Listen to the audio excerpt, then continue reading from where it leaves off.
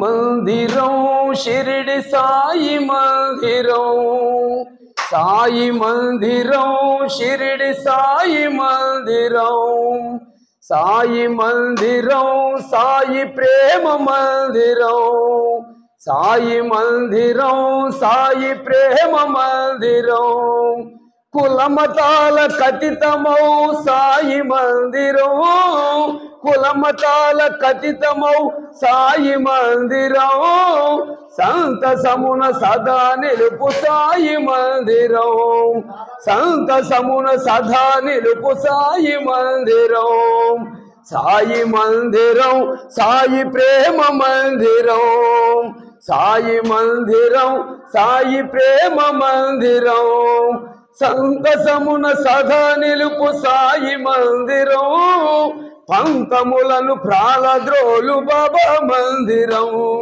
బాధలందు భయము తీర్చు బాబా మందిరం, మన బాధలందు భయము తీర్చు బాబా మందిరం, సంపదలకు నిలయమైన సాయి మందిరం, మన సంపదలకు నిలయమైన సాయి మందిరం, సాయి మందిరం షిరిడి సాయి మందిరం, సాయి మందిరం సాయి ప్రేమ మందిరం.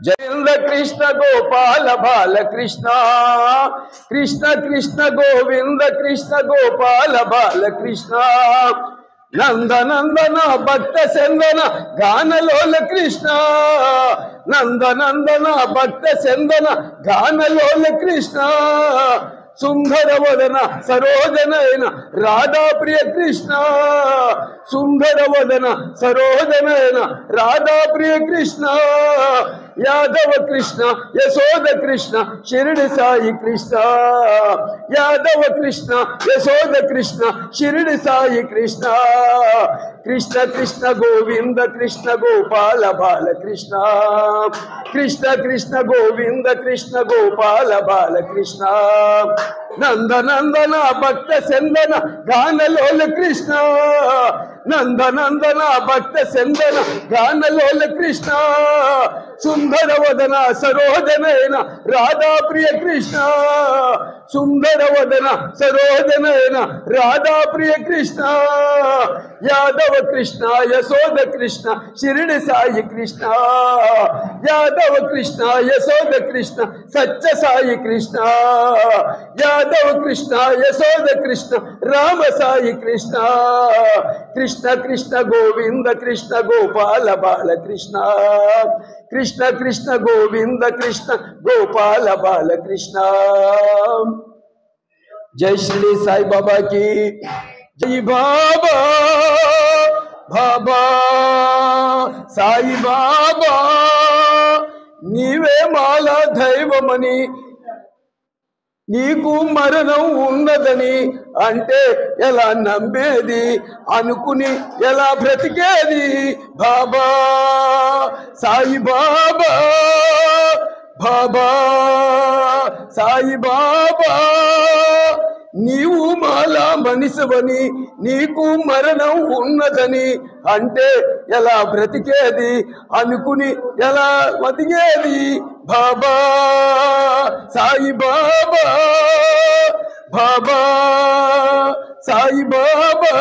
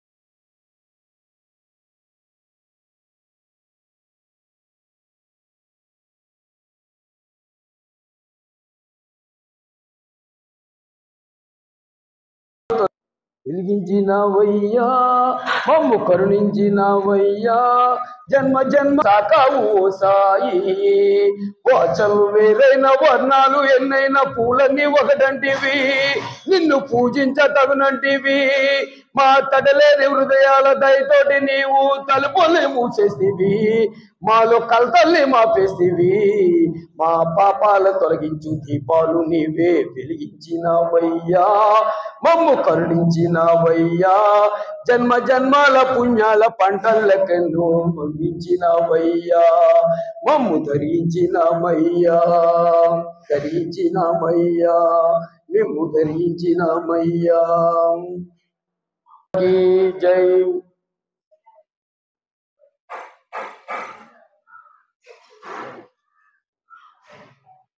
భక్త మహాశైలికి విజ్ఞప్తి. ఈ ఆచండ గ్రామంలో 1992లో ఈ ఆచండ గ్రామ పరిసరంలో మొట్టమొదటిసారిగా ఇక్కడ ఆచండలో సాయిబాబు గుడి ఫస్ట్ గుండగా స్థాపించడం జరిగింది.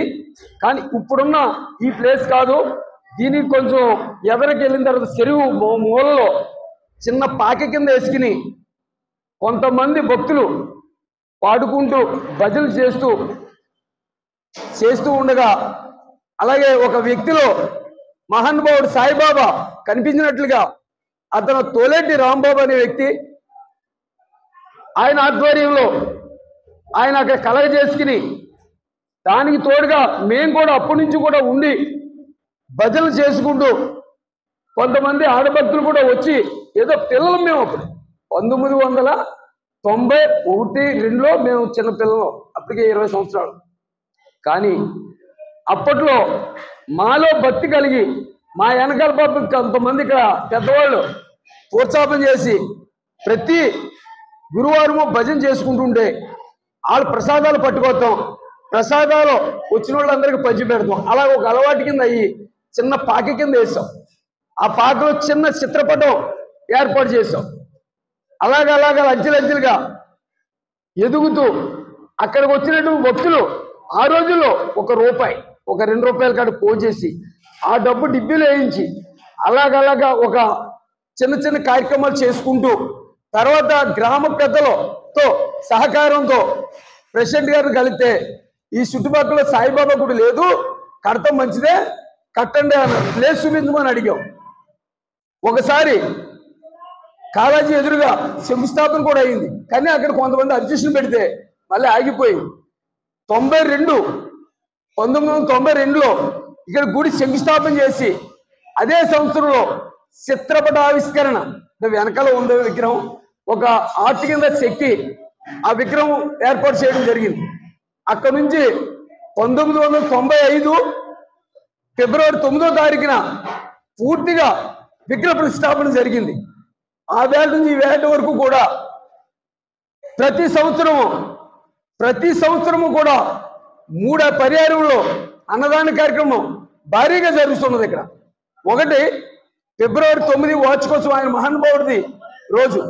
2 గురు పౌర్ణమి అంటే గురువులకి సంబంధించినటువంటి రోజు.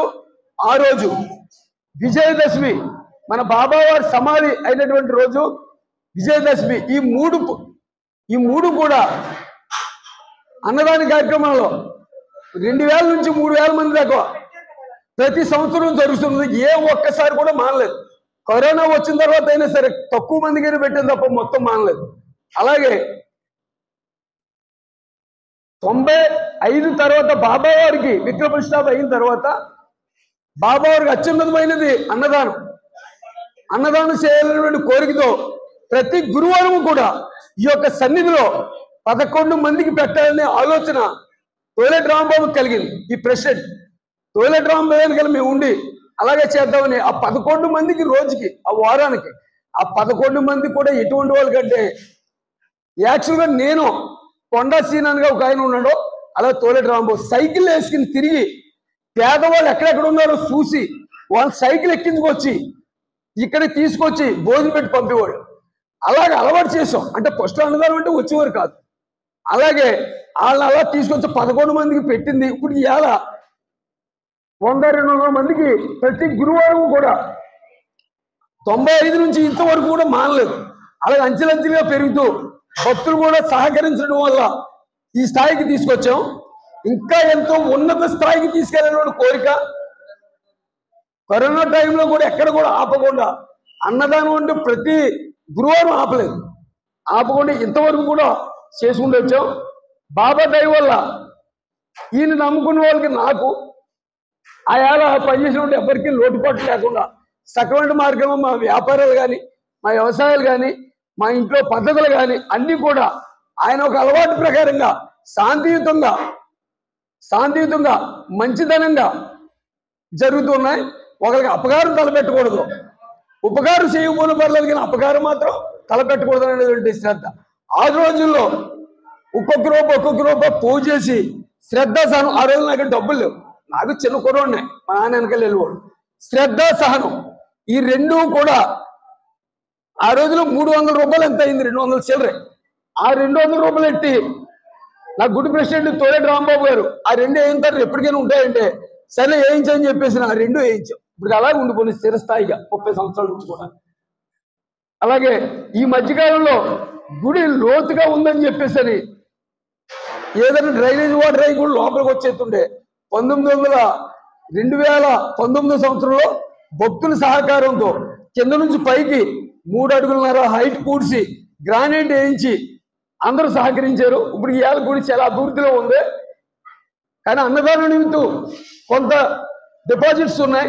ఆ డిపాజిట్ ప్రతి సంవత్సరం కొంత ఆదాయం తీసి ఇందులో కలుపుతున్నాం. అలాగే ఆ ఆదాయం సరిపోవట్లేదు. కావున 50 మంది భక్తులు కూడా ఎవరైనా మీ మనసులో తోతే ఫిక్స్డ్ డిపాజిట్ నిమిత్తం ఇవాళ 100 ఇచ్చారు, 100 ఖర్చు పెట్టేస్తాం, అవి కనపడదు. 1000 ఇచ్చారు, 1000 ఖర్చు పెట్టేస్తాం, కనపడదు.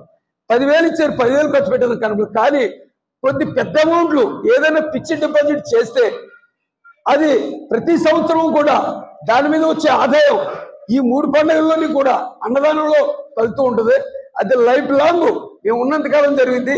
మా తర్వాత ఇతరులకు కూడా అప్పచెప్తాం. అలా జరుగుతూ ఉంటుందని మా కోరిక. అలాగే ఎవరికైనా ఇచ్చి భక్తులు ఉంటే ఫిక్స్డ్ డిపాజిట్ ఇవ్వాల్సిందిగా కోరుతున్నాం. ఆత్మీయ గోదావరి ఛానల్ను సబ్స్క్రైబ్ చేయండి, లైక్ చేయండి, షేర్ చేయండి.